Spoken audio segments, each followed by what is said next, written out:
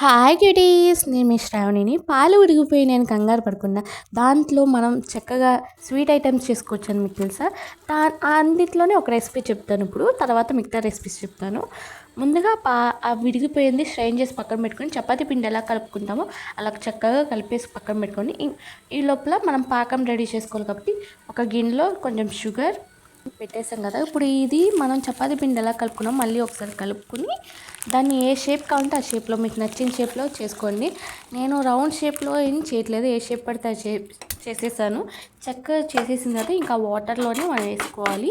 ఆ వాటర్లో సిమ్లో పెట్టి ఉడికించుకోవాలి. ఉడికిన తర్వాత ఈ లోపల నేను లాస్ట్లో పాలు పోసుకుంటాను కదా, నా దగ్గర డ్రై ఫ్రూట్స్ ఏం లేవని లాస్ట్లో పాలు పోసేసుకున్నాను.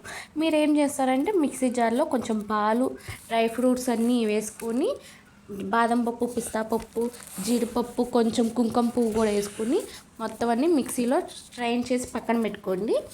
అదే నేను పాలు పోసుకునే ప్లేస్లో మీరు ఆ పాలు పోసుకోవచ్చు, చాలా బాగుంటుంది. ఇంకా స్ట్రైన్ చేసి పక్కన పెట్టుకున్న తర్వాత ఈ లోపల మీరు ఉడికిందా లేదా అని ఎలా తెలిసిద్ది అంటే, అవి మనకి వాటర్లో పైకి తేలుతాయి అన్నమాట ఉడికితే. అప్పుడు మీరు ఆ పాలు పోసేసుకున్న తర్వాత డ్రై ఫ్రూట్స్ యాడ్ చేసుకుని, కుంకుమ పువ్వు కూడా యాడ్ చేసుకుని, దాంట్లో రోజ్ పెటల్స్ కూడా యాడ్ చేసుకుని, ఇంకా మనం ఫ్రిడ్జ్లో పెట్టుకుని చల్లగా తింటూ ఉంటుంటే చాలా బాగుంటుంది. చిన్నపిల్లలకు కూడా నచ్చుద్ది, పాలు కూడా వేస్ట్ అవ్వవు. విడిగిపోయిన పాలతో కూడా న్యూ రెసిపీస్ తీస్తాను నేను ఖచ్చితంగా. పిల్లలకి ఏంటి, పెద్దవాళ్ళకి కూడా చక్కగా నచ్చేసి ఫుడ్ అనేది వేస్ట్ కాదు. చక్కగా ఇంట్లో ఉన్న ఐటమ్స్తోనే చేసేసుకుందాము.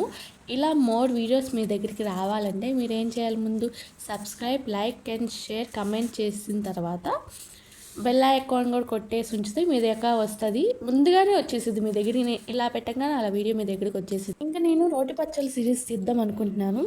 నాకు కమెంట్ చేయండి గైస్, రోటి పచ్చళ్ళు కావాలా లేదంటే న్యూ కుకింగ్ బ్లాగ్స్ కావాలా కమెంట్ చేసి, మోర్ ఓటింగ్ దేనికి వస్తుందో తప్పకుండా అది ట్రై చేస్తాను, తర్వాత అది ట్రై చేస్తాను అన్నమాట.